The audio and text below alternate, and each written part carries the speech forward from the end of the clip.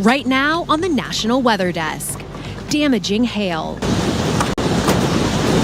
Massive hailstones damage cars and buildings. We gotta take cover. Inside a tornado. Dramatic video as a powerful tornado passes over a man's home. Most wanted otter. The sea animal that's been harassing surfers is still on the loose. I think she's taunting them and teasing them. Fall allergies.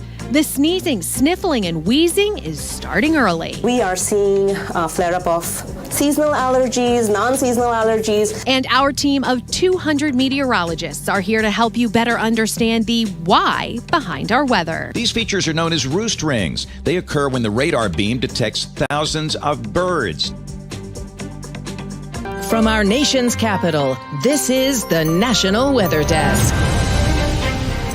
Well, good morning and welcome into the National Weather Desk. I'm meteorologist Eileen Whalen. The blazing hot summer most of us are experiencing is now going down in the record books. NOAA just announced that last month was the warmest June since keeping records began in 1850, and it expects virtually all of the U.S. will see unusually hot temperatures next month. As for July, a European group says the first 2 weeks were likely Earth's warmest on record for any time of the year.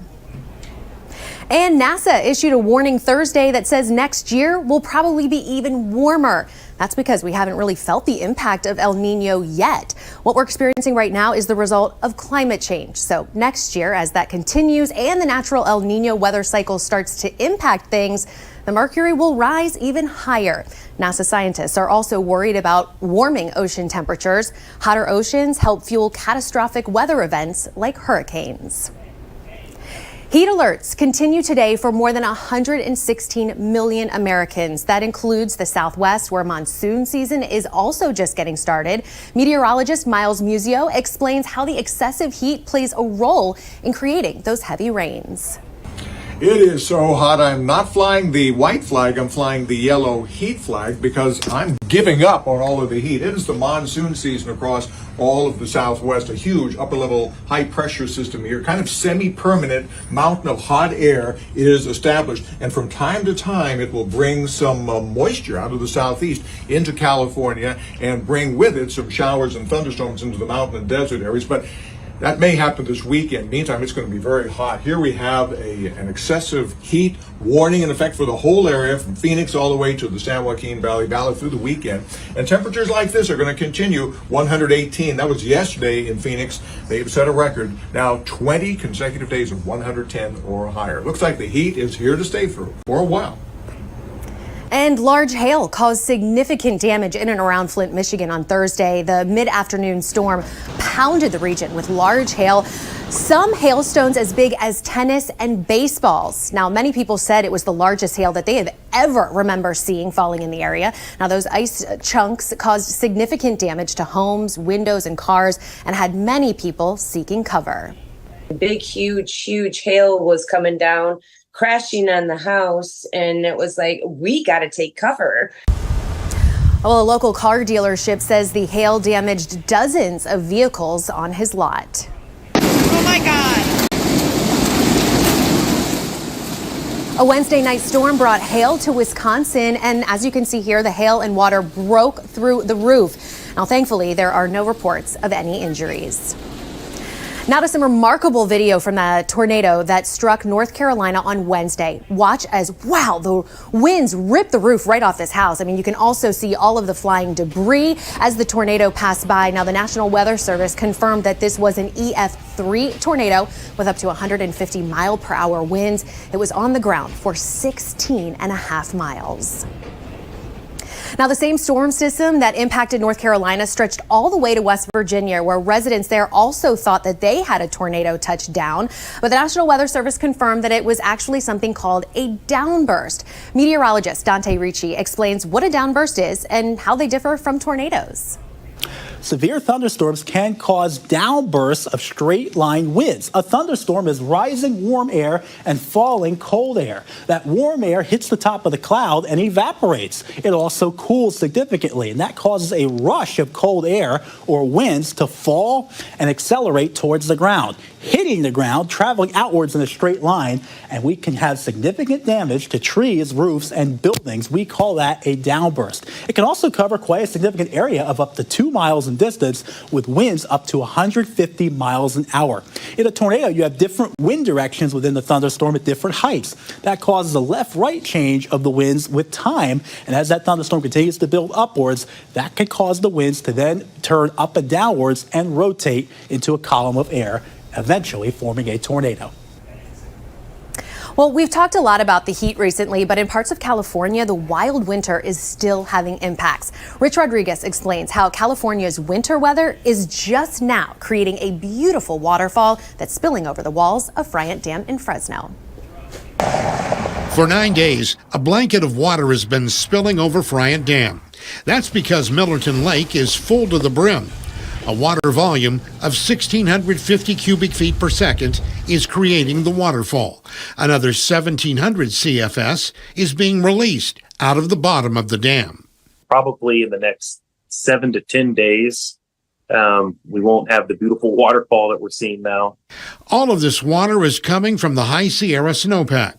What's streamed in so far is staggering. This year we just went over 4 million acre feet of a natural river inflow. So that's like filling Millerton 8 times with the snowpack that we had. Jackson says the Bureau of Reclamation is expecting another 500,000 acre feet of water as the snow melts from now to September. That makes 2023 the third wettest year on record. Besides the water flowing in the San Joaquin River, a steady stream is also flowing into the Friant Kern and Madera canals. Watching the waterfall at Friant never gets old, but in 10 days or less, it will disappear as the lake's water level recedes. Well, there are currently several wildfires burning in Oregon, but not all of them are a result of the intense heat. Christina Girardelli spoke with experts about why this year's wildfire season is worse than most.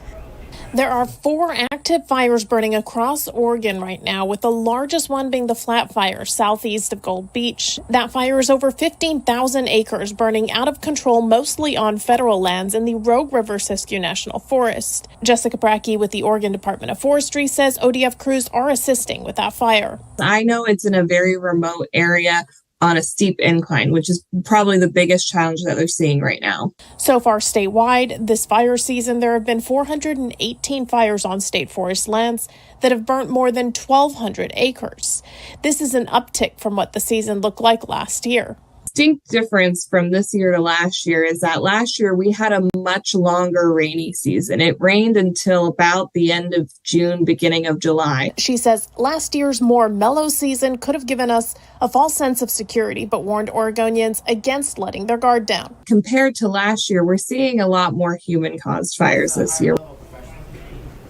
Well, firefighters in Greece are battling major wildfires as the country deals with searing temperatures. Fires have burned at least 13 square miles of forest and scrubland so far, and authorities say there are nearly 60 wildfires burning across the country. So far, there have been no reports of fatalities, but several communities are under evacuation orders.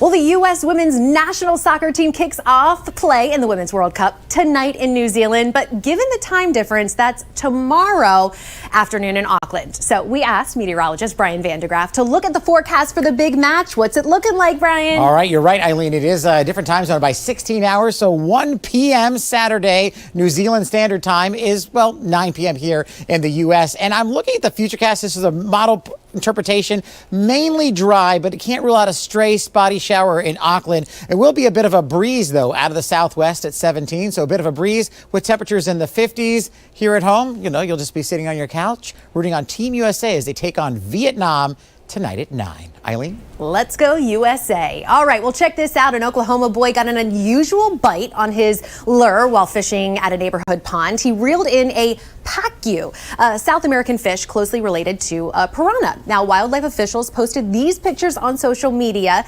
They say the exotic fish was likely somebody's unwanted pet that was dumped into the pond when it got too big for its tank. And coming up here on the National Weather Desk, we're going to have an update on the elusive sea otter harassing California surfers. And we'll look into why some people could already be feeling the symptoms of fall allergies. So much more ahead here on the National Weather Desk.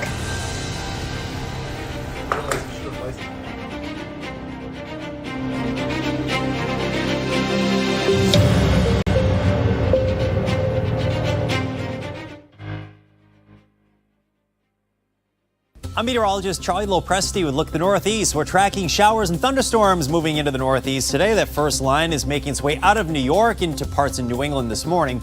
The second line will fire up and will become more robust. Some of these may become strong to severe through parts of northern New England, Massachusetts, and Connecticut. That's about 5 p.m. Temperatures are running the 70s and 80s area wide here. Now, the area of low pressure starts to pull away on Saturday. It's a nice looking day Saturday with highs low 80s. We'll keep the sun on Sunday. I'm meteorologist Jasmine Lomax with a look at the Mid-Atlantic region. This morning, areas will wake up to rain, and some of that rain could be heavy. But by the afternoon, we're talking spotty showers, mostly light rain. We'll stay mostly dry after that, and it looks better for Saturday and on Sunday. Temperatures this afternoon reach the 70s, 80s, and the 90s. Then overnight, we cool down to the 50s, 60s, and 70s. Good Friday morning. I'm meteorologist Michael Arenberg with a look at your Southeast regional forecast for this Friday. Starting out with lots of sunshine, there will be areas of showers and storms, especially moving through Arkansas and Tennessee, and also through parts of South and Central Georgia and South Alabama. The normal sea breeze driven showers and storms for parts of the central and southern Florida Panhandle and Peninsula. Highs will be in the 80s far north, but mostly 90s from Atlanta right and down through Florida, with 99 in Jacksonville, 94 for West Palm.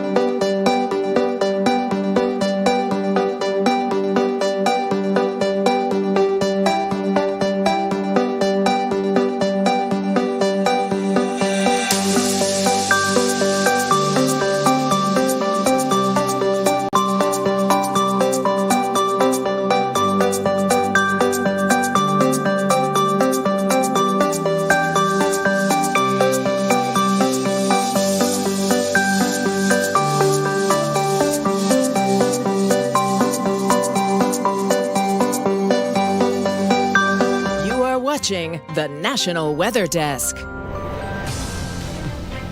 Well, we now follow up on a story about a Santa Cruz sea otter that went from being cute to terrorizing local surfers and stealing their boards. The most wanted sea otter continues to evade capture. Mayra Franco fills us in on the latest unsuccessful capture missions. Otter 841 remains on the loose in Santa Cruz, escaping from California Department of Fish and Wildlife when they tried to capture her. Photographer Mark Woodward caught one of those unsuccessful attempts on camera.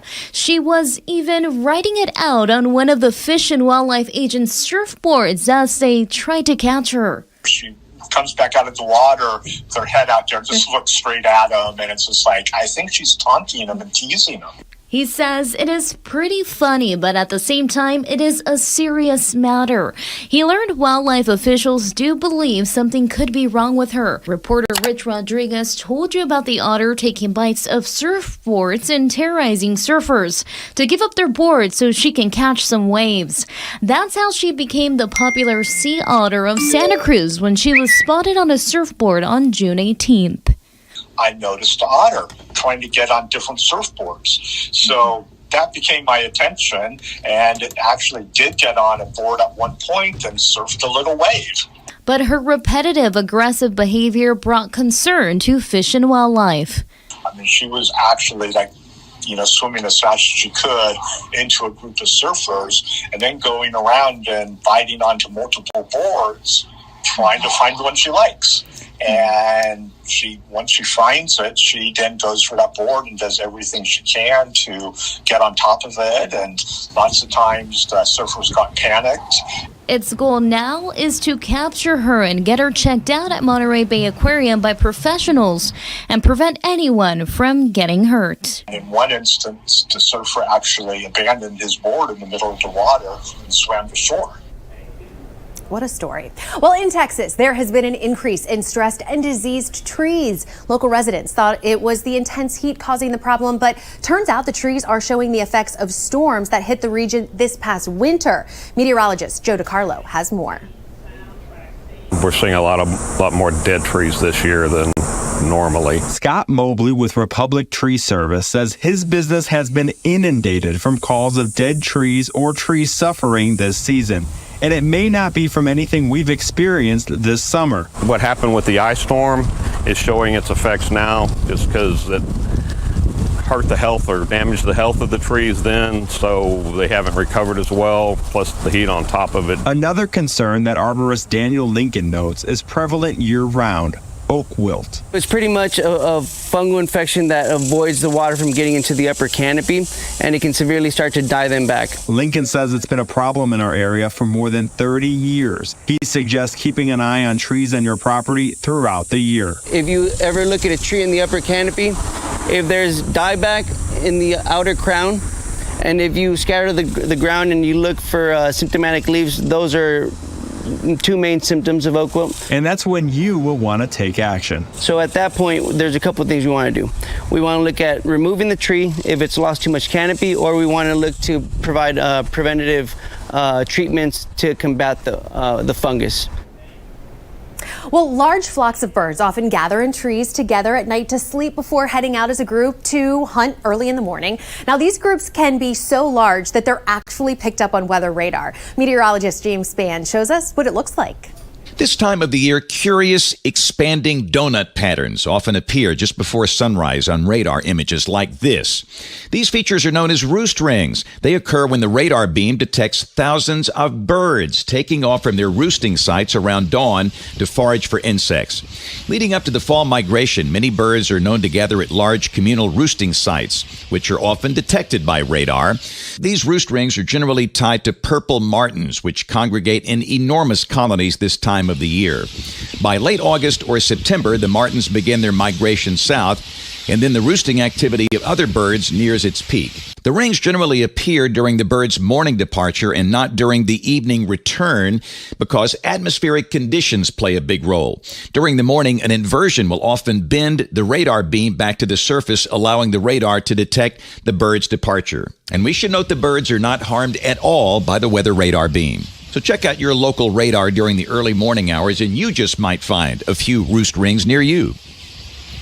Well, have you noticed your allergies starting to pick up? Well, that misery you are feeling outdoors may be the perfect collision of humidity and smog with an early start to the fall allergy season. Medical reporter Liz Bonus shares what's recommended for relief. And that start of early fall blooms, unseasonably warm temperatures, and high humidity are the perfect collision, Dr. Smita Saraf says, for early, out-of-control allergy symptoms.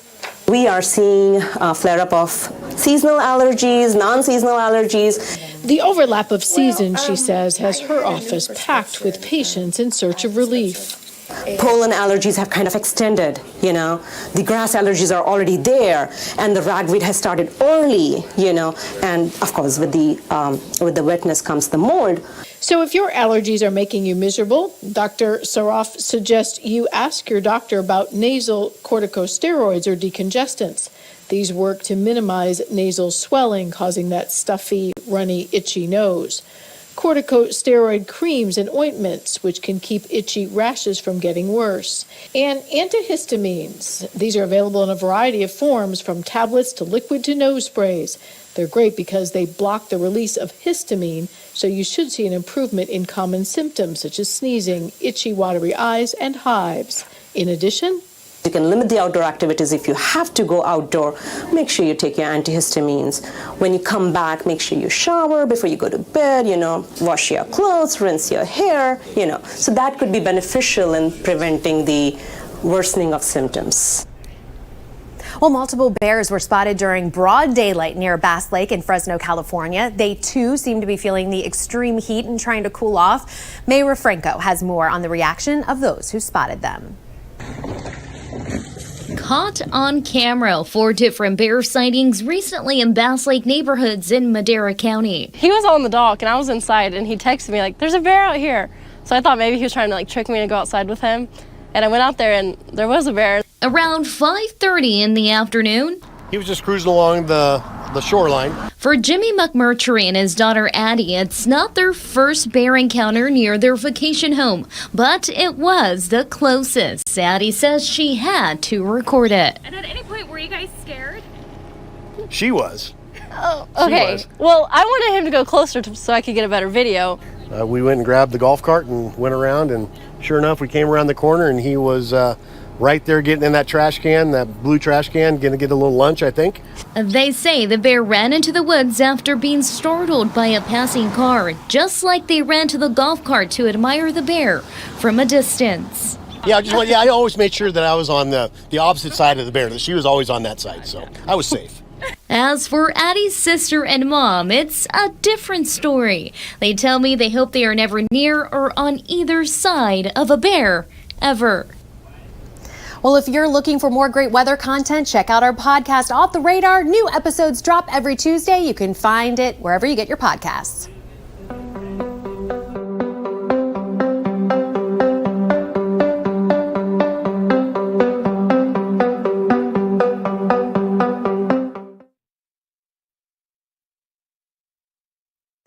Good Friday morning, everyone. I'm meteorologist Andrew Buck-Michael taking a look at your weather story across the Midwest here. Most of the Midwest is pretty dry today. We've obviously got some rain down across the south here as we go through today across Kansas. Now, as we get into the day tomorrow, there is a really weak little disturbance that's going to try to swing its way through. So we do have some scattered showers trying to pop their way up, slight chance for rain there. That shifts a little bit more down towards Missouri and the Great Lakes and the Ohio Valley heading into Sunday, but just a slight chance for rain. Good Friday morning to you. I'm meteorologist Chris Suchan. Our forecast today across the region and looking at another very hot day. Opportunity to see some showers and storms, Texas Panhandle, perhaps into Arkansas as well. Otherwise, those temperatures, again, 90s and 100s. We head into the evening, could see a few storms in the Panhandle of Texas. And then into Saturday, a little bit of a rain chance, but it shifts south. Central Texas, slight rain chance that extends east into Louisiana. Highs 80s, 90s to around 100 degrees. Hi, everybody. TGIF Friday morning here, and out west, things are still just sizzling here in the middle of summer. We're right back to 118 in Phoenix, about 3 weeks and counting, above 110 in the Valley of the Sun. Look at the chance for thunderstorms bubbling up from Albuquerque to Salt Lake City with 100 degrees there. Perfect weather around Seattle and Tacoma as cooler air rushes in toward the west coast. And that's the scene from here.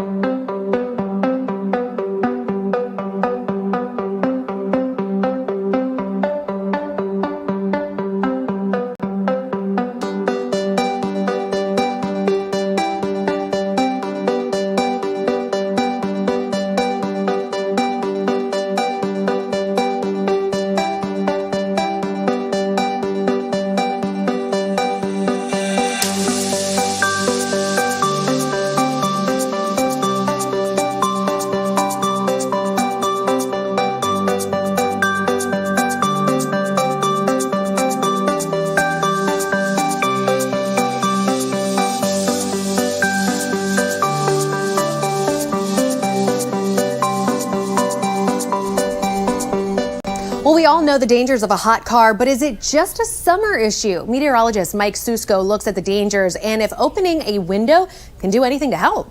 Here's a look at a graph. This blue line is the ambient air temperature. It's around 91 degrees outside right now with this. And that pink line you see is with the windows cracked open. The yellow line is with the windows closed.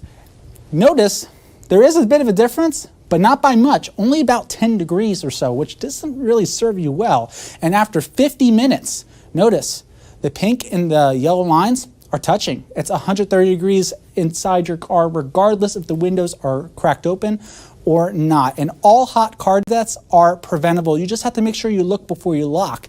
And one thing you can do to help yourself, put something in the seat next to you to make sure you look in the back for the kids and the pets. And you need to make sure you're doing this all year round. Roughly a third of child hot car deaths occur outside the summer months. And that's because even when it's not hot outside, say the temperature's below 70 degrees, you can still have a hot car death. So make sure you're always looking before you lock, no matter if it's the summer or another time of the year. Well, we'd love to connect with you. You can find us on all your favorite social media platforms. Just search the National Weather Desk. We'll be right back.